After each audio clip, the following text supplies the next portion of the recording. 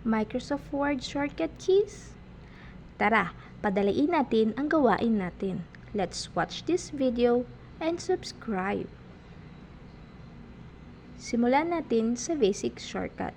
Increase and decrease of font size. For increase font size, Control square bracket right. To decrease font size, Control square bracket left. At ito another shortcut for increase and decrease. For increase font size, Control Shift greater than. For decrease font size, Control Shift less than symbol.